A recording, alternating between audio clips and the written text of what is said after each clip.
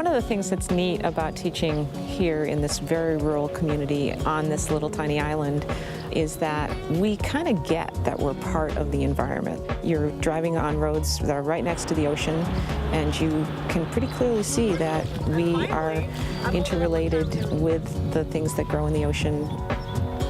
My name is Marta Branch, and I teach at the Orcas High School.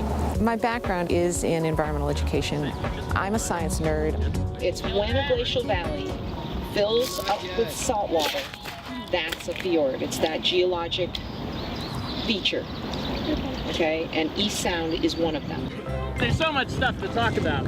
She comes back every year and stays in this spot, but leaves in the winter. We call her Bertha because we've gotten to know her, and every year she's a little bit bigger. All this diversity is here. Invertebrates, fish, seabirds, a few hundred yards from what is actually the biggest town in our county. And the fact that it survived is extraordinary. This particular ecosystem that you see behind me is surrounding this little island that we have out in the bay. This is Fishing Bay, and the island is called Indian Island. And because we are right next to a dense human population, the village of East Sound here, and we also have the surface runoff from the roads, we're concerned about the water quality of the watershed and how it's affecting this area. We studied bioswales, which is a way to filtrate water going into storm drains so that bad pollutants don't go into the ocean. We wanted to create a bioswale right here to filter out all the water that goes through down this parking lot. Remember the sort of three main components of the rain garden. You had plumbing, you had soil, and you had plants. Right? So we're going to try to get the plumbing done together. Sound good? Yeah, sounds good. Leave that one in there, that one's going to be too short. Wow. There's that. I wake up every day and I'm really happy to be on Orcas. We went through different kinds of ways we could take out chemicals before they got into our water. And that's really what we've been learning about. Just plants and things like this are really the best filters for water runoff in general. We want the rocks to come up maybe 2 inches over the pipe.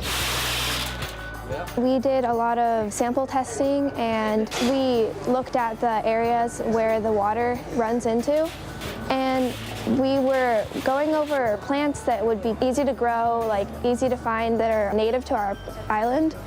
And so we thought mushrooms because they are easy to grow, easy to find, and they filter really well.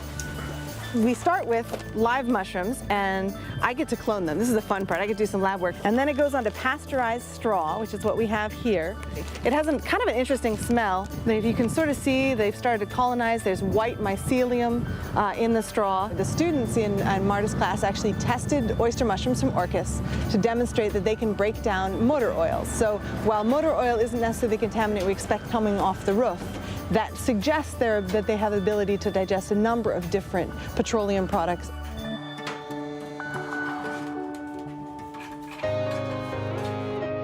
Filtration is so important because we pollute on the streets and we pollute in the drains, and all that stuff collects in our ocean. It's acidifying our ocean, changing our environments and weathers and temperatures and all kinds of things.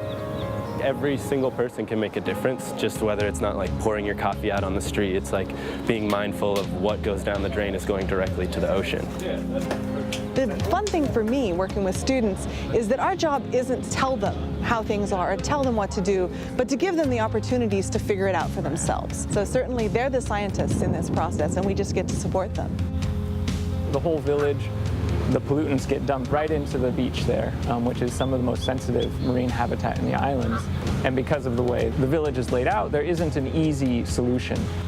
The standard solution for runoff, build a big facility, hundreds of thousands of dollars or millions of dollars. The kids' answer is, let's garden the landscape. Let's get some more wood chips in the next couple. Our goal is to show stormwater solutions can beautify, increase property values, and increase the commercial potential of the town itself. I mean, attract more people here. We try to present it as like a win-win situation for everybody and not as like a top-down government kind of solution. Do things on the cheap, but not without the care that I certainly as a scientist really value. And the best thing about it has been having kids sit and have the patience to work for months trying to figure out whether their designs work. This project is a great example of the type of project the Captain Planet Foundation likes to fund. Sound citizen science, youth-driven, hands-on, with real environmental outcomes. As adults, we've begun to limit what we believe we can do, but children don't have those limits. And it was great to have a little bit of help so that we could get started and start demonstrating to the community that kids were on the ball and they were coming up with ideas that were better ideas than our community leadership. One of the things that I've taught my kids about is the whole idea that, yeah, you can point a finger at a tanker that goes aground and spills oil or whatever, but really there is way more oil and gasoline and hydrocarbon products that are actually coming from the road runoff, and that's everybody, that's all of us.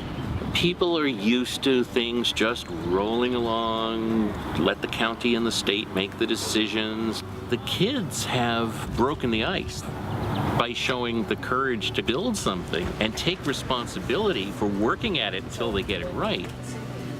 What I'm hoping is to create in all of my students an ability to analyze and figure out what their opinion is on a given environmental issue. I want them to understand all the pieces and be able to figure out what are the pieces for the question that's in front of them so that they become an environmentally literate citizenry capable of analyzing and voting on these things that we have before us. Community leaders here are talking about a whole street being redesigned with bioswales and gardens, and they're very clear about the fact that the kids came up with the idea. And now folks are jumping on board and saying, we could do this.